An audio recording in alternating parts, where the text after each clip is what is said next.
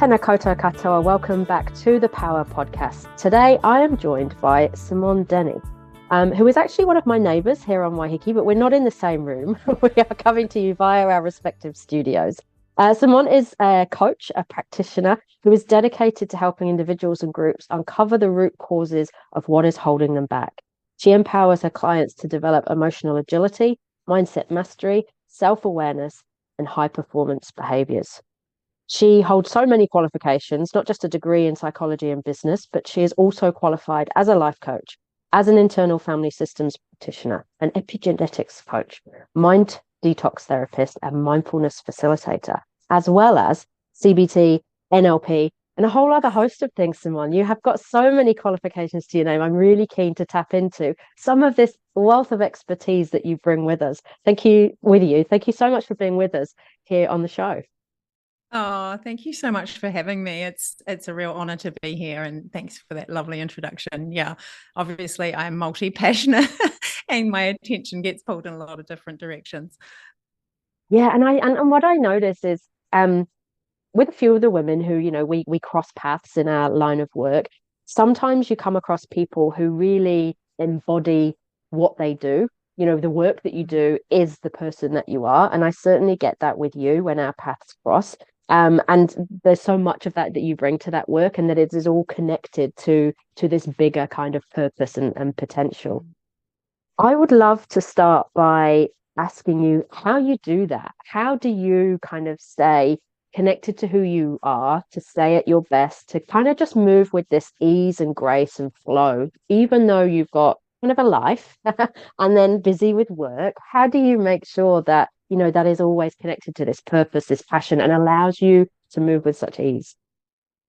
Yeah, such a beautiful question, and lots of layers to that question, because I think there's a macro about that. There is a bigger picture for me that is my purpose, which is like my North Star, my guidance, that I'm feeling aligned with my purpose. So that's the big picture that gets me out of bed in the morning, my why, that helps me overcome parts of myself that, maybe get in the way. I am very grateful to be able to live in alignment with my purpose, because it hasn't always been like that. And I spent many, many years in investment banking and corporate not living in alignment with my purpose. So for me, when I actually found my purpose, everything felt easier.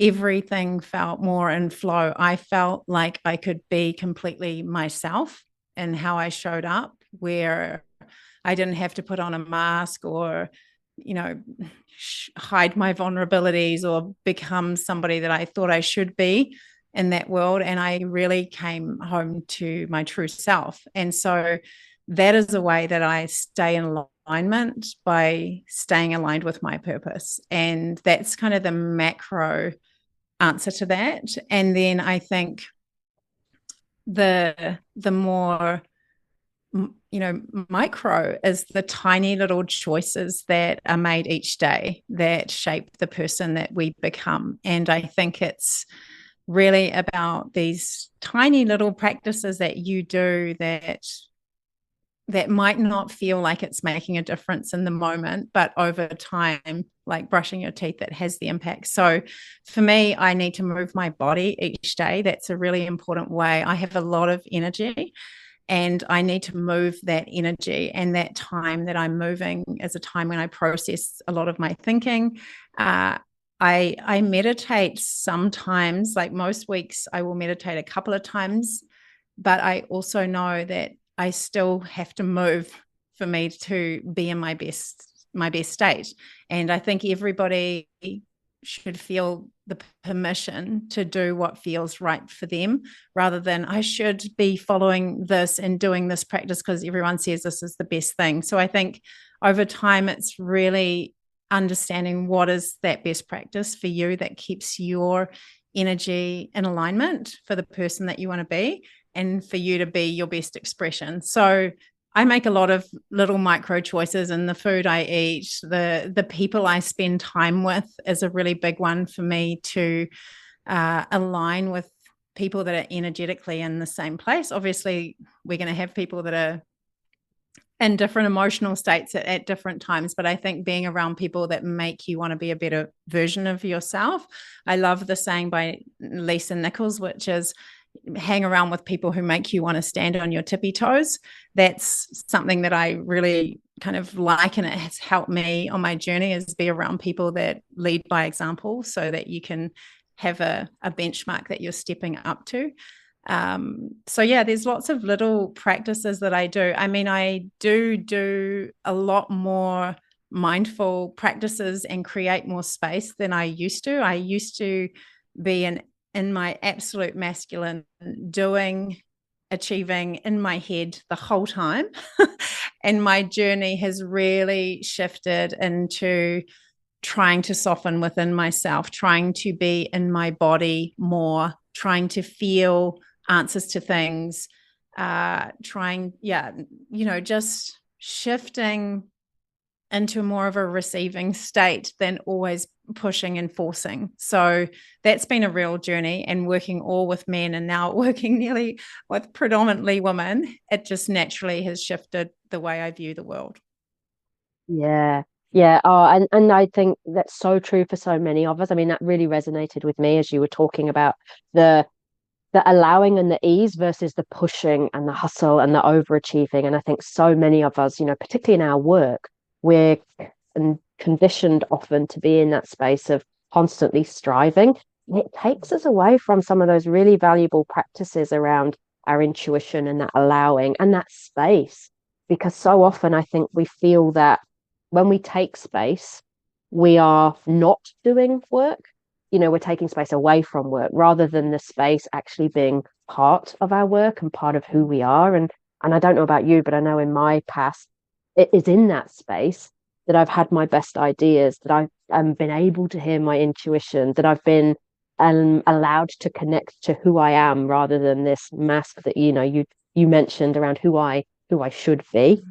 And it was really cool to get an insight into. I love how you framed the macro micro level. I think that's a really good thing for us all to think about, the macro big, who am I, what am my purpose, the North Star, with those micro, what do I do habits wise on a daily basis that gets me there, and allowing that to be something that fits with who you are, not that's been published in the latest magazine as the thing that everyone should be doing, because it's a temptation, right? What do you see? What do you see in the women that you work with? What do you see that constantly holds us back in that space? Because everything that you've said so far is almost like the blueprint. If we followed this, life would be great. And yet we know that sometimes it's not that easy. There are things that so often get in the way for so many of us. What do you see coming up most often as challenges in this space, or the things that get in our way of executing on this? Yeah, it's such a great question. And I just wanted to touch on the word that you said, our conditioning. And I think a lot of us have grown up with conditioning that says to be of value and to achieve, we must work hard. And this is the conditioning that is so deeply rooted in our bones that it is so hard for us to believe that we can trust that things can be easy. It's a really big shift in our whole programming, especially in Gen Xs. We grew up very much about work really hard, and then you will be rewarded, or you will be valued, or you will be loved if you achieve things. So I feel like that as a start is a whole unraveling that we have to do of our programming, of what makes us valuable and what makes us, how we give ourselves permission to lean more into what we already have. Like you say, this gut knowing, this intuition, the space to download ideas, to be in our creativity. And I think, with the women I work with, they also struggle with this balance of the masculine and the feminine, where they're afraid to take their foot off the accelerator. It feels really frightening because we risk a lot of things and core beliefs that we believe of ourselves, that if we don't work and push and achieve, then we won't be of value. And it's from a core even innate historical tribal part of us. It brings up things that will be ousted from the tribe, or we won't be loved and we won't survive. So it's a very deep conditioning that we're living with. So I think with the women I work with, I work a lot on helping to transition from just living from the neck up, from how do we get back into our body, how do we get back into our heart and all the intelligence that is in there. I'm sure you share, we have a whole set of neurons, another brain in our heart and in our gut. And how do we actually tap into this incredible innate knowledge and wisdom that is here for us? And to do that, as you said, we need to create space, but we also need to somatically be able to feel what we're really feeling. And that means that we have to lean into the true discomfort of a lot of things that we want to bypass in ourselves, a lot of feelings that we don't want to acknowledge, and a lot of things that we have spent many years numbing because it is too uncomfortable to feel the truth of who we are. So that can look like scrolling social media. It can look like a bottle of wine a night. It can look like online shopping. There's so many things that take us out of our body to not feel the truth of who we are. And when we don't feel the difficult things, we don't also feel the beautiful insights and intuition things as well. So I think for me, working with women and men to reconnect into their felt sense of things is probably where I spend a lot of my time. Yeah. Oh, and so much of that rings true. I think, pretty much for the whole world at the moment, we've got this collective need to numb from either what's going on around us or where we've come from and all the baggage we've carried into this moment. And it's ironic, I think, because when you look at some of those things we do to numb, and you're so right, it numbs everything, not just the bad feelings, but the good ones as well. We look for sense of connection a lot of the time. And that's why scrolling and social media just is so emptying. And yet often it brings around a disconnect rather than the very connection we're looking for. And I think sometimes it's that lack of connection to ourselves, to each other, to our environment, to the present moment that sends us off on this kind of seeking mission.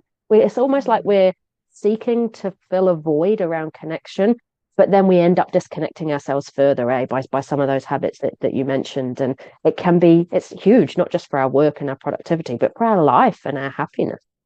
Absolutely. And I don't know if you've read the book by Johann Hari, Lost Connections, but obviously that is exactly what you're talking about, this seeking connection in the wrong place. And social media is set up for this false sense of connection where we feel like, we are connecting, but this actual social connection and social engagement with another safe person in your life is what regulates our whole nervous system. And when we are regulated through social connection, then we are able to do brave things. We are able to take risks. We are able to move beyond these dysregulated nervous system states like fight or flight or freeze.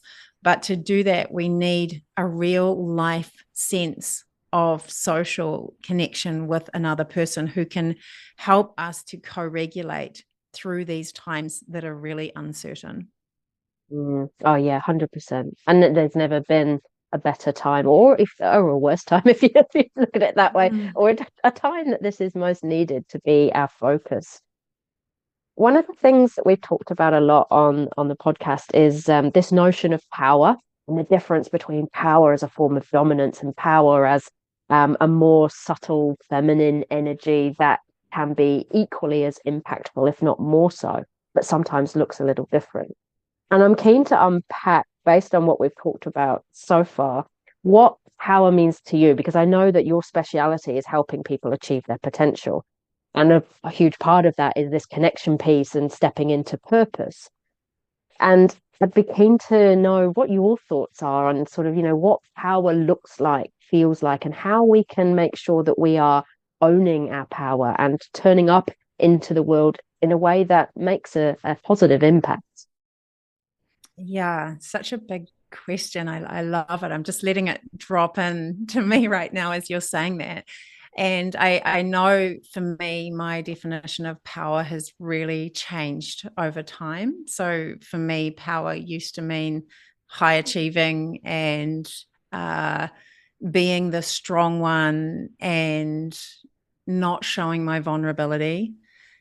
And really, I've flipped that around to really, I think true power is when you are most aligned with self. And we sometimes say self with a capital S, meaning true power is when we have let our protectors, we call them an IFS, or our armor drop to be our most authentic self. And it takes so much courage and heart. And obviously, the word courage, the Latin root of core, I think, is heart or love.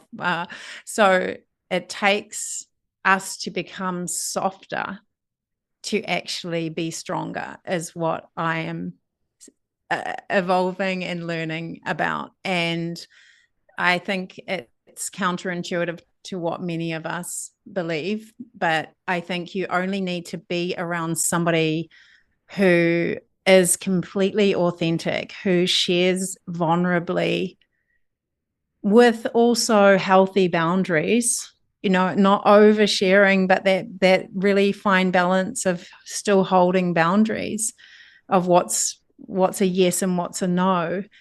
That you really feel like, wow, this person has a lot of power because through that vulnerability and that softness, we can connect with somebody. And when we connect with somebody and can connect with somebody, that makes them powerful. So I feel like it is the softening, which often we learn was a weakness. For me, definitely, is being soft. I always wanted to be like all of the men I worked with, or like, working on a trading floor. I did not ever want to appear soft. I did not ever want to be vulnerable. I definitely didn't want to let my armor down in that space. And so it kind of created the separation where I was untouchable from, in terms of a connection perspective. And now I guess I've really swung the other way. I still feel like I've got a lot of work to do and becoming more vulnerable. I think for me, growing up as the oldest responsible child and more of a parentified child, I naturally play that role. So it's an unlearning of not having to play that role all the time, to actually allowing yourself to be not know, to be more vulnerable, to be in a place more of receiving than always leading sometimes. So yeah, that's kind of my definition of power that I'm still transitioning through. Yeah, and I think it's perfect. And I think, you're so right. You use the word unlearning, and I feel like, in my experience, my transition and my evolution, I guess, has just been a constant unlearning of things, like all the things that got me to where I was, particularly like with your journey in the corporate world, burned out, busy, trying to be something I'm not comfortable showing who I really am because I was thinking that might be a weakness, to then this understanding that actually all of the things that we've been taught to believe are wrong about us are actually what make us strong. They're our strengths. And then, of course, there's that allowing of like, oh God, I can just be myself, and that's enough. And then that authenticity and that vulnerability that comes with that moment, like you said, just makes us strong, even though we've been deemed to think that that's softer and therefore wrong. It actually makes us strong, and it's where our strength lies. And it's how others connect to us. And yeah, I think it's such a beautiful way of looking at power, because from an impact perspective, we make so much more impact that way than when we're always trying to be the strong one and, getting our own way and banging our fists on the desk or whatever that looks like as an opposite. Absolutely. Yeah. I Yeah. And of course, there's parts of me that, I'm a parent and I have parts that still show up like that try to be controlling or domineering. Like it's a constant work in progress to find that fine line of balance. Yeah. And some of these parts that show up for us are trying to protect us. And that's kind of the work I do in internal family systems, is for us to understand how these defensive parts, controlling parts, even withdrawing parts are there because they're trying to protect us from our vulnerability, often from when we were in our childhood. Yeah. Oh, totally. And in terms of the work that, touching on the work that you do, where can people find out more about you, Simone, and what are you up to at the moment? Yeah, so thank you. My website is simonedenny.me, and I have a lot of my content and my offerings on there, or you can find me on Instagram, which is at Simone Denny Coaching. And I am just opening the doors right now to my Living with Purpose course. So I'm running that at the moment, which is a 12-week program to really help women look at what's holding them back from standing in their light or from really standing in their true self, so that they can then live in alignment with their purpose and to really step into that. I also have a membership called The Hatchery, where we continue to work on our own personal growth and evolution, because as we're discussing, it's a never-ending journey, but how we can continue to build our self-awareness through practices and self-inquiry work. And so it's another big part of what I do. And then obviously one-to-one coaching and some corporate speaking too. So a range of different ways. Nice. And we'll pop those links in the show notes as well so that people can find them easily. Simone, it's been an absolute pleasure to chat to you today and have you on the show. Thank you so much for your time and sharing your wisdom with us. Oh, thanks, Jess. It's a pleasure to be here. It's always an honor to speak to you too.